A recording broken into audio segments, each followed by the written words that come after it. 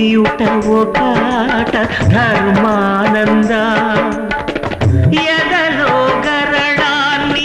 మధుర సుధగా మార్చి నవ్వించుటొక ఆట మోహానంద పసిగా